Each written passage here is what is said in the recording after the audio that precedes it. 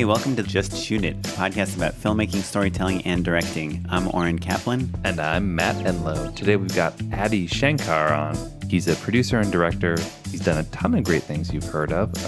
My favorites being The Grey and Dredd. Yeah, he also produced A Walk Among the Tombstones and a bunch of other movies. And he also has a movie with Eminem coming out in a couple months, Bodied, and a Netflix show. He had a Castlevania on Netflix, and he did all these fan films. He did the Punisher fan film and the Power Rangers fan film. Kind of created like the Marvel bootleg universe. He's unstoppable, and his resume would prove that. He's so unencumbered by things that normally keep us from making things. If he has an idea, he goes and he makes whatever he does. He calls people, he finds them on Twitter, he emails them, he Googles their name. He'll find actors and cast, and we get to that through this very circuitous interview that we have with him, where we touch on all his philosophies on Hollywood, making films, and just kind of what excites him. Take a dive into Adi Shankar's creative process on this episode.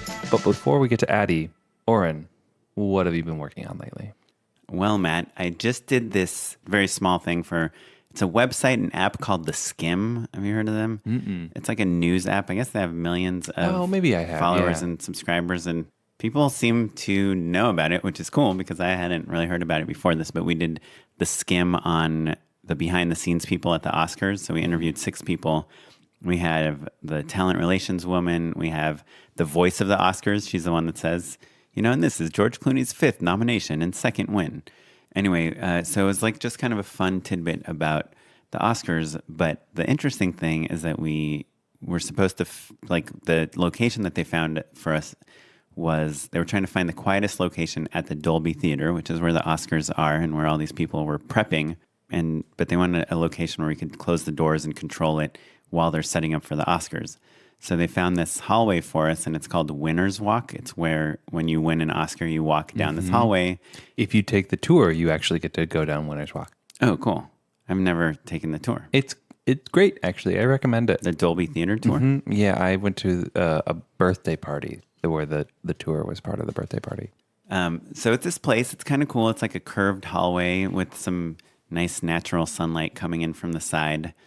And that's where we're going to shoot on all the interviews. But on the Scout, there's like a bunch of outlets, just like regular outlets. And we were going to bring some LED lights and, you know, our own hair and makeup person that would need a curling iron. And we were going to have some cameras with batteries. And it's a union. The Dolby Theater is a union theater. It's a union house. Yeah. Yeah. Which means you need all union workers to literally, I was like, can I plug my cell phone in to charge? They're like, nope, not in this hallway. And I was like, can I do this? So we were trying to come up with all these crafty ways. So there's all this overhead lighting in that hallway. We wanted to turn it off. But there isn't, you know, it's like a hotel. There isn't just like a light switch in the hallway to turn it off. And we're like, well, can we unscrew the light bulb? And they're like, no, we're like, can we put some black wrap on the ceiling? And they're like, no, that's like a rigging thing. We need someone from the rigging team, someone from the electrical team. And they're dark that day, which means the union isn't working that day, so you have to pay them all this overtime.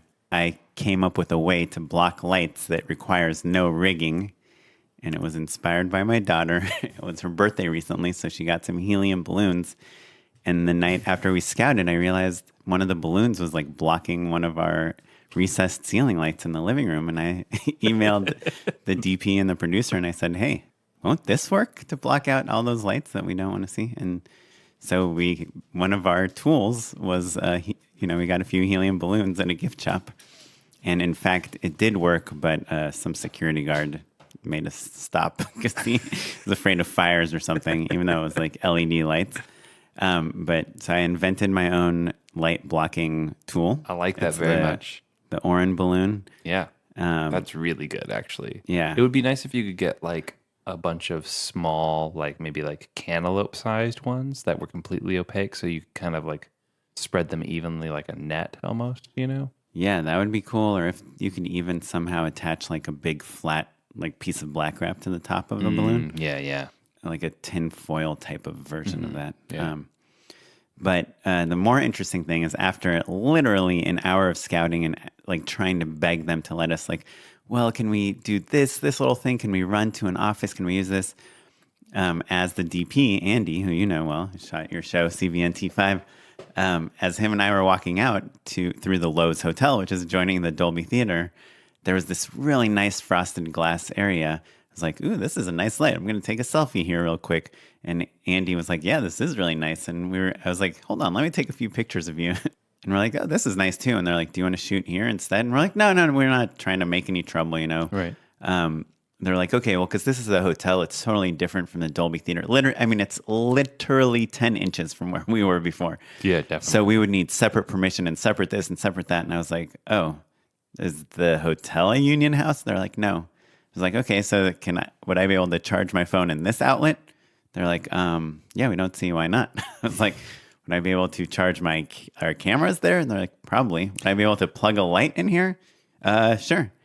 I'm like, okay, so we just had like an hour and a half debate about whether we could plug anything to this outlet when 10 feet away there's an outlet that there's no issues plugging things into.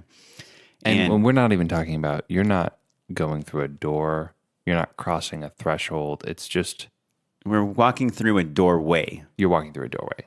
But the door was going to be open the whole time. And it's as far as you and I are from each other right now. Oren has a very, very big dining room. You guys remember in the original Tim Burton Batman? Right. Way to give away that we're recording in a dining room. We're in a professional sound booth. Oh. No, but so I guess kind of the lesson was you can kind of argue about the rules of your location and your production for hours, and your producer will tell you, we'll just get batteries. Don't worry. We'll just Batteries, yeah. But at some point you can be like, well, what about this? I think there's something about like not being afraid to totally flip the script if it can help the production in every other way. And that's what we did. We ended up shooting in this area, and we had our hair and makeup person could plug in her curling iron, and everything was totally easy. Do you find, I feel like we're at a level now where producers really want to protect us from certain conversations like this. And so they'll fight tooth and nail for you on something that like you wanted, but maybe if you knew how big a pain in the butt it was, you would be like, oh no, we'll go into this other room. It's not a big deal, you know? And that you still want to be part of those conversations because you want to kind of pick your battles and be like, oh no, I do want you to really fight for this one. And sometimes it's like, yeah, no, we'll just go into this other room. It's no big deal. I was just taking a selfie there. Yeah. And I can't tell you how many times a producer's been like, well, we're really fighting for your vision here because they're trying to change everything. And I'm like, oh, actually, I think their idea is pretty good. Why don't we change that? Yeah. Well, I like that. Thank you. It matches my vision more than my initial thought. Yeah. So funny. Anyway, so I think just kind of the lesson for me is just never take any of the parameters or the constraints as givens if it's very clear that there's better ways to do something. Yeah. Or even if it's not totally clear. Yeah. So anyway, check out the Skim, 2M's, SKIMM on the Oscars. Anyway, Matt, how are you doing? I heard you ran into some weather issues. I did run into some weather. So LA is having a bit of a weird weather. Like our winter has been strange, or it was super hot, and then I was outside and it was hailing the other day. Yeah, and there was a frost advisory. Yeah, so weather's all over the place, and so I had this location for a shoot that was like basically 360 ocean views out in Malibu. It was going to be incredible, and a couple days ago we realized that it was going to rain. By the way, I was going to fly my drone. Matt. You were going to fly the drone, and he canceled it. I can't. Yes, story of my life. I did get. We flew a drone today though, which was nice. Oh, because the DP also has a drone that he has to fly. So, which drone did you have? Yours Same actually. One? Yeah. So, which was really nice actually, because having a little bit of fluency and like the ability to like speak the language was really nice, because when a DP asks like, hey, what shot do you want? And you're not used to thinking in the terms of like, giant pieces of space, like where you can fly a couple hundred feet up into the air and you can kind of go anywhere, but also you're worried about power lines and stuff. Having a little bit of experience in thinking about in those terms was really helpful, actually. So I recommend going and fucking around with your friend and a drone. But otherwise, things were great. But yeah, boy, this weather stuff, it's funny how having to change the location like this, even though it's not that last minute, has like doubled my scouting time, and it's just been this domino effect of stuff. So the team has been really great, and we've recovered from all of it. But we get used to daylight and sunshine here in LA. Yeah. No one, I mean, yes, you plan for rain days, but no one really expects rain days here. Yeah. Yeah. Which is part of why you shoot in LA, right? Yeah. It's kind of the main reason. And being able to, like, in this series, we're going to be going all over the place. So getting all the different locales that you want is the other reason that Hollywood is in Hollywood. Right. Oh, Hollywood's in Hollywood now? Mm-hmm. Yeah. Cool. Well, before we get into our conversation with Adi, we are going to hear from Cameron Woodward at Film Casualty. He's going to tell us a little bit about why we should care about insurance. We sat down with our friend Cameron from Film Casualty to talk a little bit more about the ins and outs of insurance and how the fine folks at Film Casualty could help us out. A location I want to shoot at is asking for $2 million in liability insurance. Is that for real? Is there a world where I can afford that much insurance? What does that even mean? And like, what do I need it for a one-day spec commercial or my own short? So one of the most common insurance products for filmmakers is a general liability policy. And this covers most often $1 million per occurrence, $2 million in aggregate. That's what everyone is looking for when you're trying to file for a permit or when you're trying to rent a location to shoot. Sure, but why do I need that from my 5D that cost $5,000? Well, you might be able to convince the landowner or property owner that you don't need it and just make a deal with them. But if they insist that you do need that coverage, it's going to protect that property owner's property, and it's also going to protect against any type of negligence that occurs on set that could possibly hurt somebody. Right. That insurance doesn't protect your gear. It protects their location, right? That's right. Like if you fall through their stained glass window. Absolutely. So water damage, broken tiles, C-stands scratching a wooden floor, general liability can cover those types of claims. Cool. My friends did a shoot, and one of the art department people put a can of like spray paint or something in the oven, and someone accidentally turned it on, and like the whole oven exploded, and it was like a Viking or I don't know, some super expensive oven. And so that's the type of thing that happens when people are moving around at super fast speeds. It's funny how people are like, nothing's going to get hurt or damaged. Yeah, but don't worry. How many times have you seen a C-stand with some giant thing on top of it fall on an actress? And you're like, so uncomfortable. Anyway, but insurance solves everything.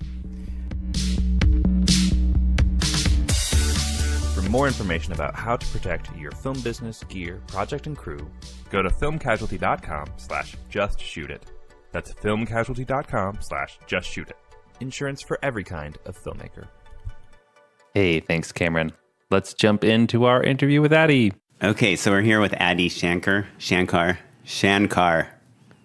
It's hard to say Adi and then Shankar. Would you agree? Well, I mean, I don't say it because I'm not like walking around saying my name out loud. Well, what if you're like... I'm not an egomaniac. Yeah, sure. You try getting a podcast, then you have to say it all the time. Because then you'd be like, hi, I'm Adi Shankar. I'm on the Adi Shankar podcast. And you're like... Yeah. That would just feel super douchey. Yeah. Have you been on a lot of podcasts? Yeah. Well, what's interesting, I do a lot of like media stuff. Weirdly. And it's not like I wanted to do a lot of media stuff. You know, I didn't start off going like, it would be great to do a lot of media stuff. Sure. It just started like happening. And I mean, man, I was like really bad at it for a while. At like being interviewed? Yeah.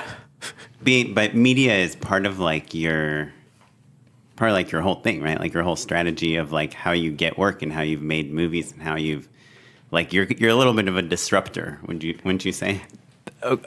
But not intentionally. Oh, really? Yeah, I'm not intentionally a disruptor. That's the weirdest thing. It's like I start doing things and then all of a sudden people are like, man, that was really disruptive. And I'm like, huh?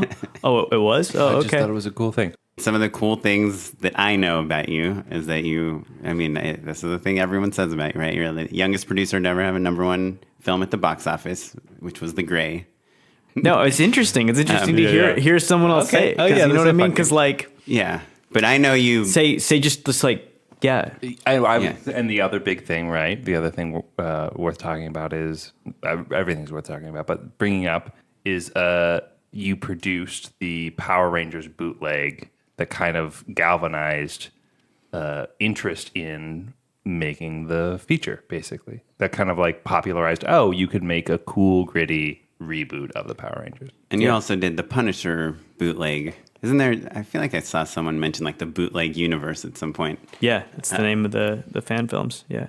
But even though people have been making fan films forever, you kind of did like the A-list fan film, right? You had Joseph Kahn, who's like top music video director, direct it. You had James Vanderbeek in it, and then you had Thomas Jane in the Punisher one. And I mean, you didn't seem to spare the production value at all. It wasn't like shot in someone's apartment with like two friends, right? It's like the real deal, Yeah. but without any permission. Yeah. So how do you go about doing that? Like, how many times were you planning this Power Rangers bootleg and people told you, no, don't do that? Like no one. Everyone was down for it? Yeah, because I was calling people, right? Like, because I'm like, man, you know what would be really cool? I want to make a Power Rangers thing, but it's like my favorite show. Well, one of my favorites, my second favorite show, but they were like really child soldiers. Sure. And then people be like, oh yeah, they were. I'm like, yeah, it's just like Blood Diamond. You know, it's like a dude in a tube shows up and's like, hello, children. How's school today? And you're like, good. Here's a gun. Go fight an alien. Like, that's fucked up. Sure. That's crazy. That's Right, super yeah. fucked up. Yeah. Yeah. Like, how is no one like talking about that? Which is like a great Like, what part of message it, are right? you telling children? Like, yo, hey, by the way, if a dude shows up, as long as he's in a tube and he has like a robot and he gives you guns, like that's cool. I always thought it was like this weird Japanese show. It was, yeah, Super Sentai. So I guess I kind of thought it was the version of it Something in my was lost head. in translation. Well, I thought it's like, we got all this crazy footage from Japan. Let's see if we But can that's make the it show work. in Japan too. I mean, because I grew up. I'm not I'm an immigrant here. Right, you lived in Hong Kong. I lived in Hong Kong. So when I was young, I would watch Super Sentai. That was the irony of the whole thing, and I didn't really want to get into that. Like with the way back then, I was like, yo, I'm not really ripping off Power Rangers. Or spoofing Power Rangers. I'm spoofing this entire genre because it's not just Super Sentai. There's a whole block of programming in Japan that shows just like that. Sure. Different companies make that, right? There's a character called Ultraman, for instance, right? The Kamen Rider. These are all like different characters that with that kind of vibe, right? The one that popped in America it just happens to be the Mighty Morphin Power Rangers, Right. Right. which because was Super Sentai, the footage bought and then recut with different actors telling a slightly modified storyline. Right. And like an American high school Yes. kid, right? Or are they high school or are they younger? Yeah, they're than in that? high school. Yeah. And so, okay, so you are a fan of this show. You're a fan of that show. You've got this bit, right? You're like, that's your theory. Like, that's fun to like hang out and talk to people about. But I think most people would be like, I don't. this is I a don't rant know. that I No, have no, no. every I'm gonna once in a stop while. you right there. I don't hang out and talk to people.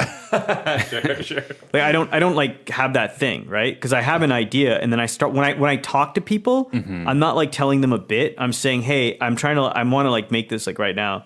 How do I do it? Like, can you help me make this? So how do you make that leap though?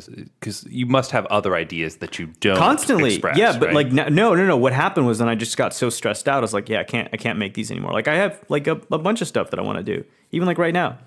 Like I went on some like some show on Complex after Power Rangers came out because the next week I dropped a James Bond one because I was like, man, this guy's just a serial killer. But then the government says it's cool, so it's cool. Like, no, that's fucked up. Like you're gonna take the license to kill away from this dude, and then you're gonna put him in an office, and then he's gonna start killing people. Now he may not just open fire on the office, but he's been addicted sold to a killing. lifestyle. Sure, He's been yeah. sold a lifestyle, right? And then by proxy, we're selling the public a lifestyle. We're saying, hey, you can go out and kill all these people and do all these bad things, and as long as an authority figure, the government, says it's cool, like it's cool. Yeah. So I want to know though. You've got these great ideas. The first thing it sounds like is that in order to set them into motion, you start calling people. Yeah. Is it really that quick? Is it like, oh, I'm gonna make this happen? You're Yeah. a man of action. Like, Yeah. who are you calling? You're finding a director or a cast, or who did you attach first on Power Rangers? Well, you know what? I don't like a lot of Hollywood lingo, like words like attach, because they're so passive. You know, it's like, oh, I casually attached it. It's like, no, are you making the movie? Are you writing the thing or not? Like, because I deal with a lot of like the business business dudes in Hollywood too. You business fools, I like that. Yeah, and it's because they'll sell projects to a studio, right? Or they used to do this. I don't know. Like I think because everything's scaled back, everyone's had to stop. But because they would like sell movies with like, oh, and Johnny Depp's attached to the script, and then years go by and somehow Johnny Depp detaches himself, and then you're like, why did you? Right. You're a guy that doesn't wait to attach people and try to sell projects and wait 3 years and see that they fall apart. So who's the first person you call for Power Rangers? My buddy Dutch, who Dutch is like a screenwriter. He had a script on the blacklist called Hoof Harrington's Greatest Hits. I loved it. I fucking loved it. It was like literally like it's literally like if Edgar Wright made a Liam Neeson movie. And that's literally what I was trying to, and I I optioned the script back in the day from Dutch, and I was like trying to make it, and literally like no one got what I was talking about. Everyone's like, what is this? Like, why is this cool? But it's fucking awesome. And did you have a background in film? Like, did you study film in school or anything? No, I wasn't allowed to do that stuff, like creative stuff. I wasn't allowed to do it in school. 'Cause I had strict parents, right? Because like if you're Indian and you're like, you know, like coming internationally to go to like college here, it's to go back and, you know, be a doctor. Right. Or, You don't want to be like, hey, I want to make movies. Or like, like some real business or something proper. You right? have to have real skills. You have to have like a real job, right? So when I would talk about it, like I would just see the disappointment on my parents' faces, and not like, oh, Daddy's gonna do that film thing. It's like literally, it would hurt them. Yeah. So I wouldn't talk about creative stuff. I would just be like quiet all day, because I didn't want to like upset anybody, right? So I ended up with a theater degree, but that was only because I would sneak into theater classes. Like I would literally sneak into the theater classes in the school. I got into trouble once because I would literally, because they were like, you can't be sneaking into the theater classes. You're like signing up for them. For these, You're taking like. I went to Northwestern, and they have like an amazing theater program, right? So people like audition to like be in it. I'm not knocking them at all. Like they shouldn't. I shouldn't have been in those theater classes. Yeah, but so you're at Northwestern. You're kind of hanging out with a lot of theater kids and stuff. You're finding. They wouldn't hang out with me. They were like, this is the weird like. You were going to class with. You're going to class, but you were like very much interested in film, in the arts, arts. I'm just interested in the arts, right? And in the timeline in which I existed in, the time period rather, film was the most international art form, right? And I would have been happy like being a comic book person or just a painter or something, but you know the reality is I because film was so global, I was like, man, if I can make something and then people in India and Hong Kong and these other places where I grew up, where my parents and their friends are, see it too, then maybe everyone will like think it's okay that I'm like doing stuff that's outside the norm and I'm not like a doctor. So your mission was to please your parents. Yes. To prove to them that they can be proud of you even if you're working in the arts. Yeah. It's not an uncommon thread on this show. That really? happens. Yeah, sure. Yeah. Really? Yeah. Oh, I wow. mean, Yeah.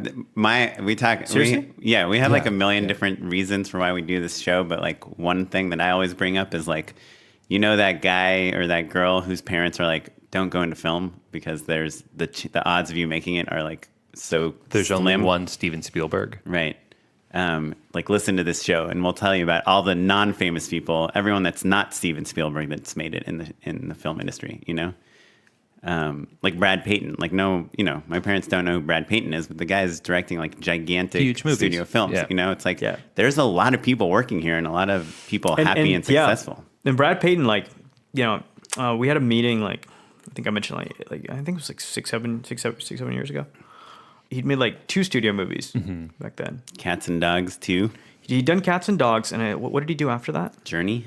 Yeah, Journey 2. He'd just done Journey as well. So he was coming off of those 2. His story is crazy. And He'd dude, never directed a movie before. He was the nicest, like just the sweetest guy. And I was like, very, very smart, obviously very, very talented, but just such a nice guy. And it just goes to show, like, just being pleasant to be around, being like nice, being like humble, Sure. goes a long way. Yeah, no doubt. Circling back though, So Power Rangers. I want to learn how you made Power Rangers. Yeah. Well, I do that thing where it could be like a, 10 bullet point answer, but I start telling a story and it like becomes a tangent. Is that cool? That is the show, yeah. man. That is the show? Yeah, that's okay. Yeah. That's why it takes us 45 minutes. But so you called Dutch. So I called Dutch, and Dutch is used to me having like crazy ideas. Because I called him up once and I was like, "We're gonna make a female Expendables movie," and then I like attached a bunch of like attached. There we go. I didn't use the word because Everyone take a shot. But I use the word attach like as a negative to me because it's like I attached it and it didn't get made. Like Right. It's not like I. Are you allowed to tell us who you had on there? Goldie Hawn? No. So I had Gina Carano. Cool. She was just coming off of Haywire. I love that movie. Haywire. Yeah. Yeah. I'm trying to think of action ladies. Who else? I had Katie Sackhoff, Cool. who then later ended up in Power Rangers, Oh, right. and that's how Katie and I met too. Cool. Off of that, Oh, cool. dude, I met with like everyone too, and I literally like met Marina Baccarin, who was later in Deadpool. She's, yeah. Deadpool's wife. Marina's so nice, and like Wait, so you yeah, just... so I literally like wrote the villain part for her. Yeah. Wait, so you just said like, let's make a female Expendables, and then you just started meeting with people? Yeah. Did you have a script or anything? Well, I like came up with the idea when I was like saying it, right? Because the whole thing was basically like the raid, but like in Indonesian Johannesburg, in like a mega tower, But isn't that Dredd? sort of, yeah. But there's like 4 mega towers, and 3 of them get like drone missile striked by a terrorist person, and the American president, who's also a woman. It's because we have like our first female president, and she was like trapped. So this was like in 2012, right? So even now everything I'm saying, it sounds kind of dated, but like keep in mind this is 2012. Like when I said this to people in 2012, they were like, "Dude, this is crazy. Yeah. Drone strikes? What's that?" Like, Right. Yeah, right. again, it was just it's just a little nuts. So Dutch was used to me being crazy. Right. So when I called him up, I was like, "Yo, man, okay, right." So then he handed in a script. So what parameters do you give him? Do you tell him you want to make a short? Like, do you say like, let's just make it like... No. I'm like dictating it to people. I'm like, all right, this happens and this happens and this happens, right? And then he's like, what if this happens? I'm like, all right, that's cool. And then it like came back. This is like in the room together you're working on it, or you just call him up and say that? Well, I generally like call people because if you're in the room with them, it's like really annoying because then it takes a while to get in the room. Yeah, sure. Right. But this happened in the room too. Me and Dutch had a shorthand, right? Yeah. So, but you don't know how long it's going to be or what the budget is or any of that stuff yet. You guys are just like, let's just write the coolest fucking thing we can think of. No, I said 10 pages because I wanted it to be the same length as Dirty Laundry. And that was the Punisher one? Yeah. So you had done the Punisher one already? Oh, so Power Rangers came after that. Yes. So Power Rangers is why I stopped making them. was Dirty Laundry the first one you Yeah. did? And did you do any in between those two? Yeah. I did a Venom one. Oh, I didn't know the Venom one. That's excellent. The Venom one was it's like there's a French movie called Man Bites Dog. It's Yeah, like, the documentary, mockumentary. Yes. I love that film. I always talk about it. No one's ever seen it. So I did a mashup of Man Bites Dog meets Venom, where it's a bunch of journalists following around this like corrupt journalist dude, played by Ryan Quanten from True Blood. And the twist at the end is he's Venom. Fun. Cool. So it's like a mockumentary about Eddie Brock and how terrible of a human being he is. Sure. The Lethal Protector. Yeah, and then I did a Dredd one. So did it as like a satirical like Ren and Stimpy style cartoon, and then Power Rangers, and then So that's interesting. So you've got kind of this breadth of work in like this bootleg fan film sort of world, right? What drives you to keep making them? Is it just you love an idea and you don't want to ask for permission? yeah, That's a beautiful answer. that's exactly it. Yeah. Like I don't want to go through the process. And can I ask how you're funding them? Like, is there outside money? How does that happen? They've all been like totally different. And that's why, like, dude, if I had like an infinite like vault of cash, like we would have a different one of these like every week. Sure. Like every week I'd be like, all right, this time it's Alf. Sure. But he's like a real sitcom, like that Alf show. It was like real. And it's BoJack Horseman meets But Alf. yeah, he hasn't worked Yeah. since he hasn't worked since the thing, and then he's since the sitcom, and now he got busted because there's a tape has leaked of him saying all a bunch of offensive things. Sure. And now he has to go defend himself on talk shows. And he ate a tiger. That kind of thing. Like, so there would be like a lot of wacky ideas, and they would come out all the time. So Dirty Laundry, was that the first was, splash that you kind of made? I wasn't trying to make a splash though. Right. But it unintentionally became. I unintentionally made a splash. Like I didn't know what I was gonna do with it. Like we just made it, and I like had it on an external hard drive, just like chilling there. And I was like, oh, maybe I'll like we'll have like a screening or something. And keep in mind, this was like a long time ago, right? I didn't realize I could like open my own YouTube account. Right. What year was it? Can I look it up? 2011. And, like I dropped it in 2012, but we shot it in 2011. So, or rather, we started the process in like 2011.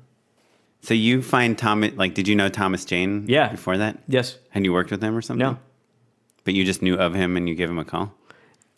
No.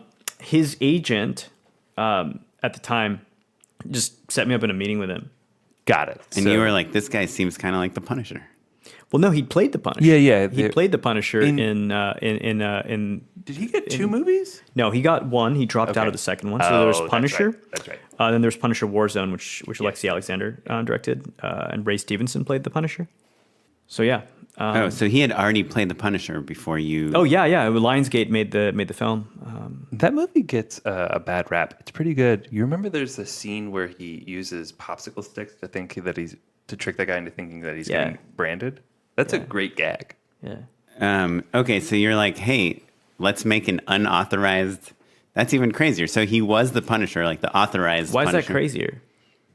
Because it's like if you went to Robert Downey Jr. and said, let's make a bootleg like Iron Man short, he'd be like, well, let me call the Marvel. Let me just talk to the Marvel guys real quick. Don't you think? I mean, it's somebody else's intellectual property, right? You don't have the rights to it.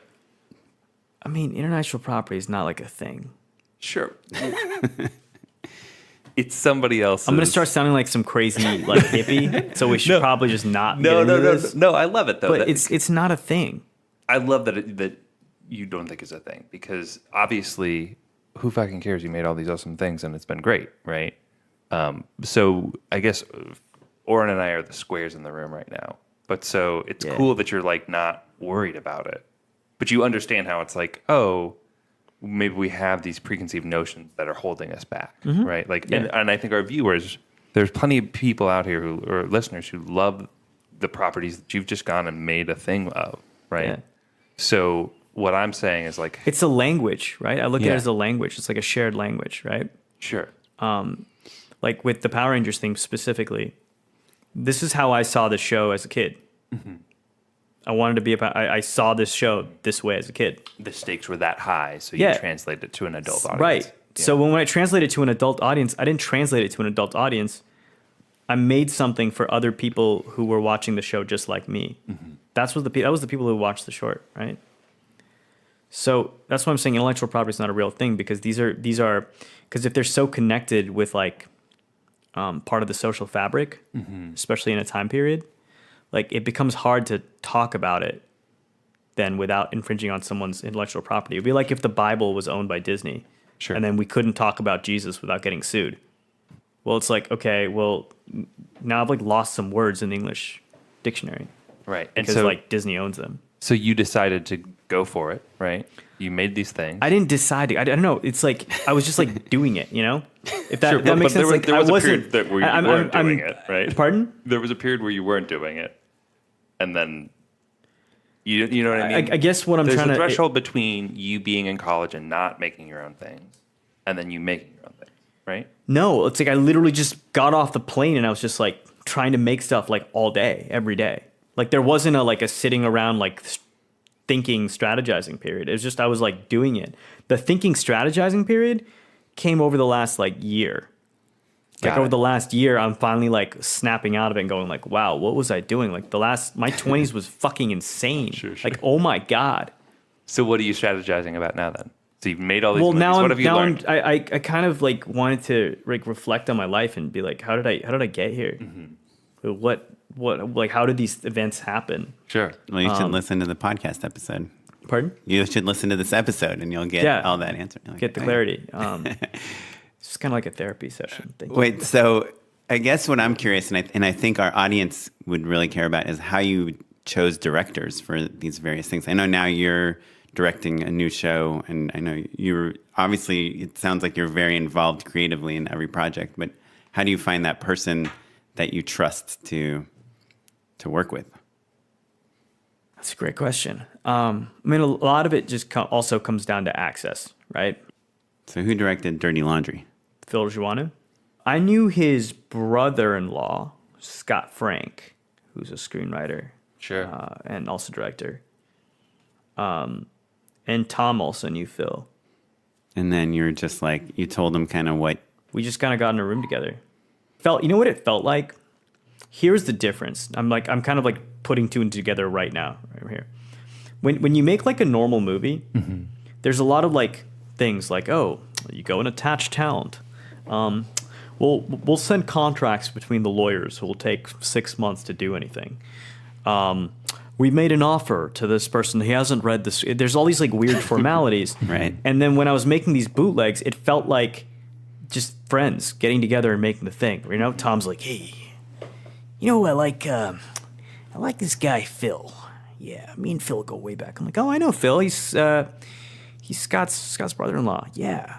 Let's sit down with Phil. And then Phil's sitting, he's like, yeah. And he's got all this like energy, and you know, Phil's like, and we're gonna shoot it this way, and this is how we're gonna make it. And then there you go. And there you go. And it's just, and you're making a thing while every fucking one else was just sitting there talking about making something. And it used to drive me insane. Now again, this is like 2011 when things were like super rigid and structured, right? I think things have like become better now.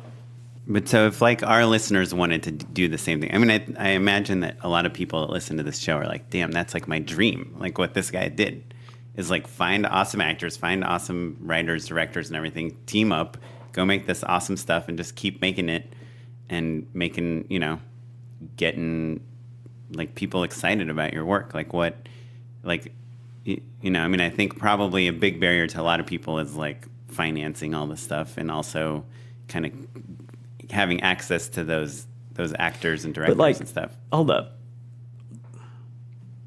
I've like made normal movies, right? Some of them were in theaters. Some of them were like #1 in the box office and stuff, right? Like my name's on these like things. Right. But like all you guys are sitting here talking about are these fan films. All I'm sitting here talking about are these fan films. The only thing like Netflix talks to me about are my fan films, right? Like that's why I got Castlevania off the ground, right? It had nothing to do like no one went but that feature film it did very well in the box office. We should absolutely get Castlevania. You know, that they weren't doing that. They went, dude, your fan films were awesome. What do you want to do? And I was like, I want to do Castlevania as an anime. And they're like, okay. And the fan films started because of Dirty Laundry. The Punisher one, you guys have seen it. How much do you think it costed to make it all in? Am I allowed to ask how many days you shot for or no? Just throw out a number and we'll talk about it. $50,000. Yeah, I guess 50. If you like, if Jane is like working for free, basically, if you're getting a bunch of favors, friends and family rates. Yeah. I mean, there's explosions and there's fire in there. You have a street, you have a liquor store. Under 10. Really? Under 10. And this is way back when, right? You shoot that on film? No. But this is way back when. This was 2011. 10 grand in 2011. That'd be even less today. Yeah, it'd be like so that. like, Right. yeah, it's a lot because, you know, you could buy like, Sure, $10,000 is Right. a lot A of lot money. of- Get a used but car. stuff Not for much that. for this movie. Yeah. So I don't want to be a douche. At the same time, I'm all about the democratization of this stuff, right? Because I've never viewed film as like just pure entertainment. I viewed it as a weapon. Right. You laughed. Why? You don't agree with me? I guess I always think of film, like what draws me to film and what I fell in love with in film is it's like, especially directing, is like you're kind of like a general in the army, but it's like you're making art instead of making war. It's because you're. So I think of it as the Because opposite. you guys of a are weapon. very like process oriented, right? Because you like make this stuff. I'm talking about it's a weapon for the people distributing it. I'll give you an example. I'll give you a couple examples. Like, do you remember? Have you seen Star Wars? The latest one, or Like the original? old ones, the original Yeah. ones. Remember that? Do you remember Luke Skywalker fighting Darth Vader? Sure. In the original, Luke Skywalker versus Darth Yeah, Vader. yeah. You remember that image? Okay. It's an iconic image, right? In your mind. You're seeing it in your mind? In your mind, are you seeing it on like a TV screen? A movie screen? Or are you seeing it like you're actually like there? Like you're there. Yeah, sure. It's like you're there, right? So your mind remembers that image as a memory.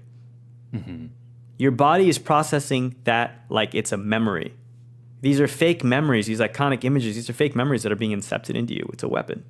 Just like in the same way, if we were to open, you guys watch Friends? Yeah.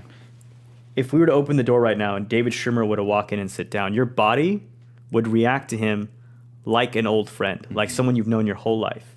It would be very uncomfortable because this is like my old friend, but he does not have that relationship with you because you were weaponized or it was weaponized against you. Now, look, we're talking about like Friends and Star Wars. Sure. Fine. Those are like, those are as non-lethal, but the point is you see the power now of the media.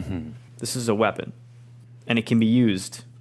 And the trick is, and the power of this weapon is people aren't sure, what, when it's being used and how it was used, because like you effectively are just a kaleidoscope of sounds and images that make up your life that you then tell your story around.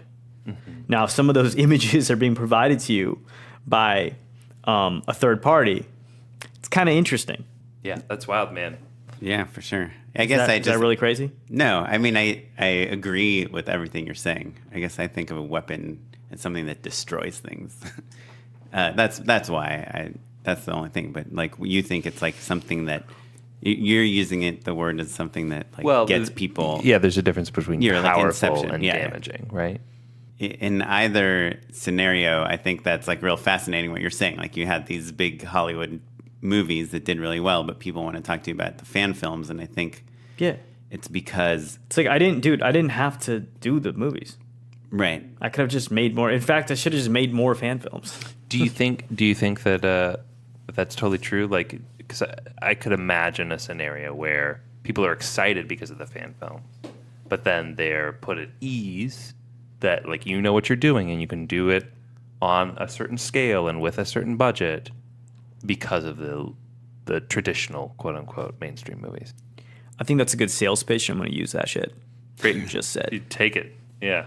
Run with it, man. Well, the But fan you don't films are what make you stand out, Right. Right, and then the fact that you produced the gray. Yeah, is and there's like, also like that doesn't period, hurt. yeah, where I wore like face paint. That was, I think this is a super empowering, exciting idea, though. I think the point that you're making about the fan films versus the quote-unquote legit work is a thing that our listeners are going to be really excited by, right? Because I think that the people at home, a lot of them feel limited in some way because, like, maybe they don't have the money or they don't have the resources or they don't have the connections or they don't have the permission. but what It's probably the big one. connections? I'm confused. This is my point. It doesn't matter. None of that matters, is what you're saying, right? Like access is valuable, but for the most part, making a cool But thing. like connections to whom? Like that's what I never got, right? Like Mark Wahlberg's just a dude, sure. right? So like if you like walk up and down this street, like I'm sure you'll find someone who's a better actor than him. Right. So then really what value is Mark Wahlberg bringing other than he's Mark Wahlberg? Well, I guess like press or something. I mean, you used very recognizable people in your. Yeah, but these are just literally like friends of mine. Sure. Right. And in the same way, I'm saying that a kid who lives in and, like- Michigan right now Right. who isn't gonna. No, I understand the Yeah. concept. No, I understand the concept. I guess I'm just being a little like what connections, right? Like, I'm not talking to you. I'm talking like the listeners. listeners. And I'm like, saying it doesn't matter, guys. Right? yeah, there's no like, you don't need connections. You just need to find someone who's like good at what they do. I feel like the biggest lesson from here is from this interview, obviously, is like just keep making stuff and don't worry about anything, and don't be afraid that this person is too important to talk to, or that this person that you don't own the They're IP or any of they're that just a stuff. person. Like, no one is more important than you. They're just a person. And if they act more important than you, then they're like a douche. Mm-hmm. Then they're like insecure, and you're like kind of just, you know. Sure. Go find the someone thing. new. Yeah, and like, I'm not like trying to get stuff from people, right? I was like, this is like a kind of a silly story. I don't know, like I really like what we do in the shadows, right? Because I really like mockumentaries. So I just like randomly saw Taika Waititi, the dude who directed it, right? And I've never met him before, but just like walked up to him and was like, "Hey, you directed What We Do in the Shadows?" And he's like, "Yeah." And then like I was like, "Can I ask you some questions about how you made that film?" And he's like, "Absolutely." So I sat there and just talked to him for like about 20 minutes. And he was like answering all my questions, right? Like, doesn't know that I like do this professionally at all. He was just like, I literally had some legit questions about like how he did certain things, how he achieved certain effects, how he achieved the tone, like what his process was, and he'd like answer all these questions to me, right? I wasn't trying to like get anything from this dude. I just like wanted some knowledge, and he was like more than happy to share it with me. Yeah, that's cool. That's why we have this podcast. So you don't have to have a podcast to ask directors questions. We spend a lot of money on microphones. Yeah. Yeah, I guess I don't know. Maybe I'm just like intellectually curious about certain things, so I just like go and like ask Just people go for questions it. and like Yeah. figure out how things work. That was the Right. other thing. I was trying to figure out how things work. And my time like trying to like figure out how everything worked, I was like, oh, okay, this Hollywood machine's broken. It'll be fixed at some point. I'm going to go off and just do other things. I'm realizing that now. Right. Back then, I was just like, this doesn't work. Yeah. Next. Yeah, you're not even paying attention. It's not like nothing's like moving here, because the process by which movies were getting like picked and greenlit were just a little weird. Right. A little weird. And also you could sense public tastes were changing. It was not too dissimilar to back when the studios made like musicals, and like people didn't want to see musicals. And then that's when you got the generation that made like The Godfather and that, because literally people like stopped caring about the movies. And then they were like, we need to give the kids something fresh. And then you got like, Right. Sure. The 70s. yeah, Yeah, and The Godfather was like a super pulpy, popular book. Yeah. They're like kids, young people like love this book. Let's make it into a movie. Mm-hmm. It's like the Harry Potter of the 70s. So what I'm hearing though is that you're not even worrying about taking the time to synthesize something. You're just drawn to things and you act, right? yeah. What are you drawn to right now? What do you like? What's the attractive thing for you right now? Are you between projects or? No. I have a film coming out in a few months. It's called Bodied. I produced it with Eminem. Oh, cool. Joseph Kahn directed it. Awesome. And he co-wrote it with Alex Larson, who's a battle rapper. It's about free speech and also underground battle rap. That's awesome. Is that It's the best reviewed thing I've ever been a part of thus cool. far. It won the Audience Choice Award at Toronto, Fantastic Fest, and AFI. sick? I put together that Castlevania anime with Netflix. Season 1 like performed super well, right? And it was like really crazy because at the end of the day, I went in and pitched a cartoon. Sure. I'm like, we should make a violent cartoon, and it was like a massive success for them, which is like really cool. And I'm like, wow, that was super unexpected. Who owns Castlevania? Is that Nintendo? Konami. Oh, okay. So I'm working on season 2 at the moment, which will be out later this year. And what gets you excited about a second season of Castlevania? Continuing the story, because the season 1 did not wrap up the story. It was the team coming together, and I've got some other things that I want to do this year. And I made another thing. It's another show. Well, are you involved in the marketing of a lot of your projects, or is that something that you're not that interested in? Yeah, they force me to be involved now. It's like crazy. But they sent me to Japan. Like Netflix sent me to Japan last year or like you're kind of less about the marketing and much more about the work itself. No, I find it interesting. I find it interesting. It's weird when I have to like go out and like Promote stuff. Sure. Yeah. Cool. Well, so Bodied is coming out. Yes, When is that coming out? like 2 months. Cool. Two, Is 3 that months. who's releasing that? Neon and YouTube Oh, teamed cool. up. So That's it's like cool. really crazy. I think it's like that's never happened before. Yeah, YouTube's making moves. And Neon's relatively new still, right? Well, they did I, Tanya, Right. and Colossal. So they do like Yeah. well received like cool movies that Sure, you sure. should see. Which, hey, that's good for Bodied. Yeah, there you go. I just realized that I was like, because I was just describing them, and I'm like, wait, and they're releasing Bodied. Who's in Bodied? Is it rappers and stuff? Yeah. It's like a lot of the like top battle rappers from today and yesterday, and Jackie Long's in it. He's like a fantastic actor, and Caleb Worthy as well. He's a Disney star. You guys would know him from American Vandal. Yeah. He played. Oh. Yeah, I tried the to dude- cast. the, He's the one who got a hand job by the. the guy Oh, with the yeah, braces. yeah. Yeah. The guy with the braces. Yeah. Yeah. Oh yeah, he's real funny. Yeah. I tried to cast him in Shitty Boyfriend. They wouldn't Oh, let me. really? He's so funny. Dude, he's such a phenomenal actor. And I met him because and that's it. So you were asking, how do you cast people, right? And you're like, I'm like, I pick them up when I call them, and then you were like, I think it was you. You were like, How do you? how do you get their number? Like, what is this about, right? Yeah. I mean, I guess I'm trying to think, like, if I'm listening to this episode of this podcast, I'm like, Yeah, but well, okay. of So course I'll it's easy for tell, him. Okay, well, I'll tell you how I got Calum. I did a day on a Disney Channel movie. Not even a day. Like I was playing like a background photographer. As an actor. Yeah. And I got like really into character too. I grew like a handlebar mustache, and I was like, no, this character's like a failed fashion photographer, and now he's doing high school photos. Yeah. So and Calum was in that movie, and we just started like talking, and we like became friends. That's cool. And then like a few years later, I hit him up, and I was like, can you come in for this thing? 'Cause Right. you're perfect. He is great. Something Disney kids, they're trained so efficiently and so Yeah. quickly that like people, I think, write them off. But to find a young actor with that level of experience is pretty incredible. Oh yeah, totally.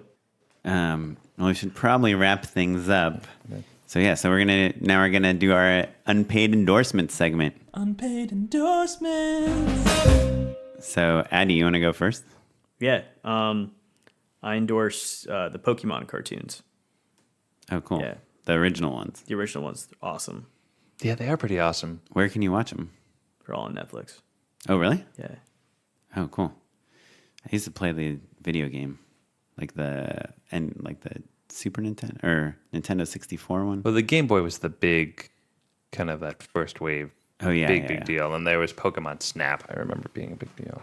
You guys remember that? Like you were trying to take photos of Pokemon. Oh, Yeah. yeah. Yeah, that's great. Anyway, Cool. yeah. Hopefully we get a bootleg or otherwise film. Oh, We'll yeah. see someday. Is there a Pokemon bootleg in the works? It's like weird because like I want like other people to make them so I can watch them. Yeah, sure. If that makes sense. Yeah, that's the gift that you've given the world. Um, But it'd be cool, like, I'll make one. I'll send it to you. dude, do you go gritty with the Pokemon? Are they like gnarly? Oh, well, like- I don't know if I would do yeah. Pokemon just because I'm not I didn't really grow up on what them. what would be your bootleg? I mean, Super Mario Brothers is like something I spent a lot of time with. I'm playing this game, this Marvel game that just has all these Marvel characters that I've been kind of like toying around an idea about a guy that's like playing this game and starts getting kind of haunted by these. He's like fighting all day long in this game, and then like they start seeing these people in real life, and has to fight them in real life. It's kind of like ruining his family. Yeah, it's about Oren's addiction to this game. Yeah, it's basically it's like an addiction movie about a guy that's addicted to a mobile game. Mine would be Howard the Duck, without a doubt. Dude, those are both great ideas. Yeah. Your addiction movie, that could be really cool. Yeah, it's kind of like Requiem for a Dream, but instead of drugs, it's a mobile video game. Dude, I want to read that And when it's it's done. yeah. Well, at first it's just going to be like a short, I think, kind of proof of concept type of thing. Dude, I will but- be in that short. Yeah. If you want Will me you in the play, short. yeah. I'll play the addicted guy. Wait, Yeah. is he an everyman? Because I'm not an everyman. He's He's an Orange Man. he's kind of like based on me. He's like a little more corporate than me, I guess. But Fuck, that means I have to cut my hair. I can't be in this.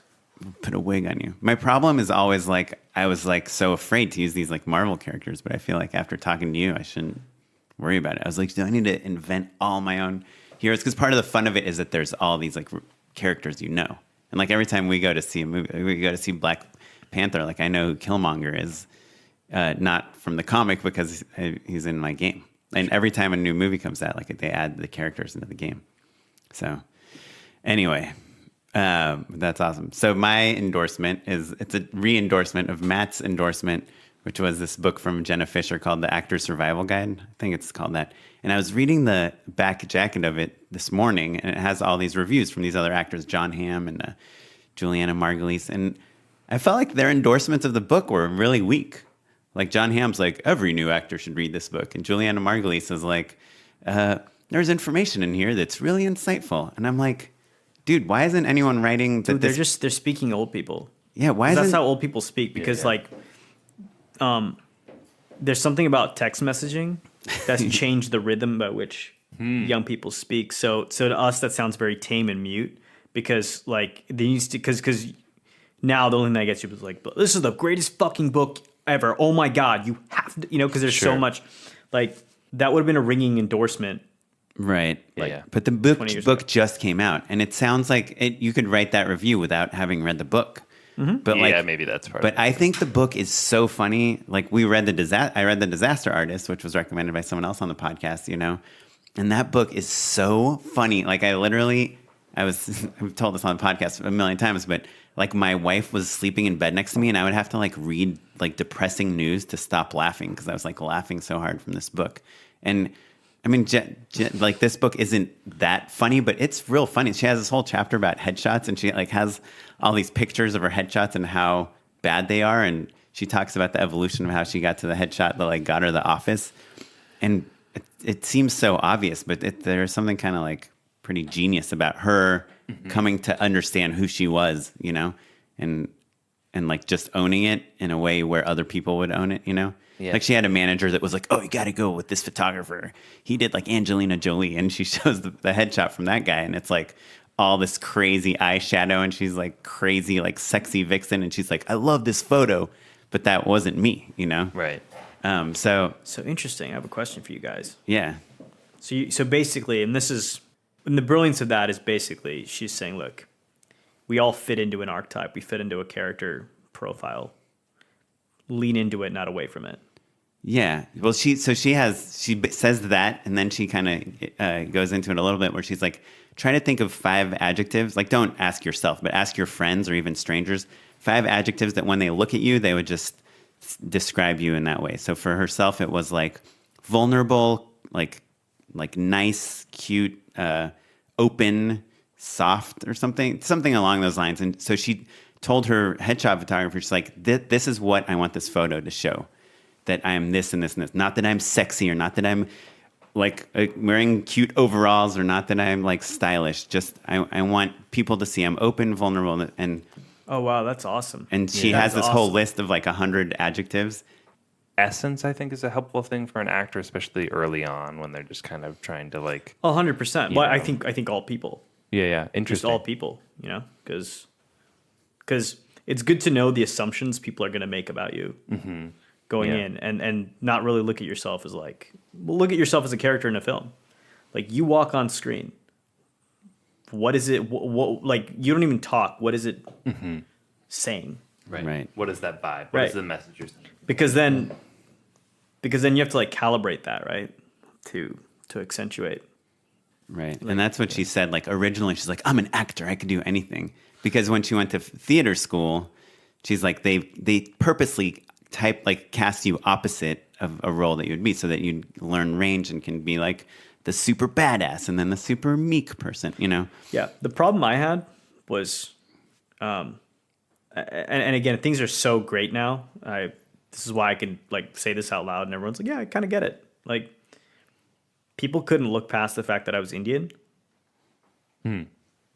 So I never got feedback on anything. So I didn't know what my type was. I didn't know because I wanted to be an actor. That was like my thing. And there were like no roles for me because I didn't want to play a terrorist. Right. Again, way back when. Yeah, it was just kind of like rough.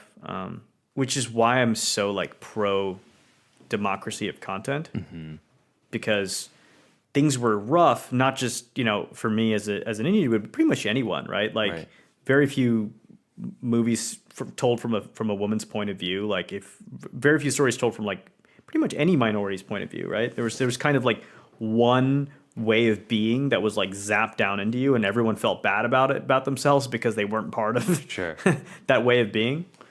And now like you get great shows that are just told from different points of view, Right. From people from like all walks of life, and that's just becoming more and more prevalent. And that's why like now's the best time in recorded human history to be like an artist or a storyteller or someone with a story to tell, because if you're that kid in Michigan, you can tell your story and like a couple thousand people might respond to it. That's amazing. Yeah, I found that now I feel like I used to pitch things that were really specific and people would be like, yeah, but no one's going to want to hear about like a horror film about a Jewish mother trying to kill like a Catholic girl. It's like too specific, too inciting. No, I think that's awesome. And now it's like, dude, you're 2 for 2, bro. Like you said 2 like dope. You've dropped 2 dope ideas. well, thanks. But now it's like if you don't have the specificity, then you're just telling that same story that everyone's told. And it's like, it's cool. And I've come to realize like you can't rely on, being like a white guy in my 30s, like I can't just tell the same story that every white guy in their 30s has already told like a million times, Yeah. I got to like look deeper Yeah. than like the funny relationship story, Yeah. That guy, hot wife. Right. Yeah. Well, cool. Matt, what's your endorsement? Mine is Mudbound. I feel like nobody is talking about that movie. Except for the Academy Awards. Well, but it's not up for Best Picture. That's exactly my point. And it's frustrating to me actually because there were 10 slots available for the Best Picture and only 9 were filled. movies. And like that movie is easily not only is that good and belongs with those other movies, but is really Oscar-y. Do you know what I mean? It's like about big themes. It's got big, awesome performances. It's shot incredibly. It's like an Oscar movie. It's an Oscar movie. I really loved it. So, and you can watch it on Netflix. So Mudbound is great. Yeah. I bet I wonder if like it being a Netflix movie. That's got to be it. Yeah. Though, it wasn't produced by Netflix. It was like acquired by Netflix. I didn't realize that. Yeah. Yeah, it's Sundance. That makes sense. But yeah, I really, really need to see it. You should. Fair warning, it is heavy. Right. It's heavy on multiple levels. Like it's, it's not for the faint of heart, but it was great. So I recommend people see it. Cool. Yeah. Well, Adi, if people want to follow you, what's the best way to see what you're up to? Twitter, YouTube, Deadline? Yeah. Should we just set a Facebook. Google alert? Yeah, there you Facebook. go. I don't know. People want to keep track of what you're doing. I think they should not be keeping track of what other people are doing. I think that's kind of the flaw, in the Matrix. It's like just focus on the stories you want to tell. Sure. And just figure out how to tell them. Okay. But if you want to follow me, if people want to know when Castlevania 2 is coming out, or find Body, me on right? Facebook. Yeah, Find me on Facebook. Well, you can check out more about the show at justshootitpod.com. Follow us at justshootitpod on Twitter and all that stuff. Me at Mr. Madeleine. And me at Smitey Pyleg. And this episode was edited by Christopher Robert Gray. And our webmaster is Ewan Williams. And the music is from the Free Music Archive and the artist Jahzzar. And leave us an iTunes review. Say what's up. Ask us a question. Complain about the show. Whatever you guys think. We'd love to hear from you. And that's it. We'll see you next time. Thanks, everyone.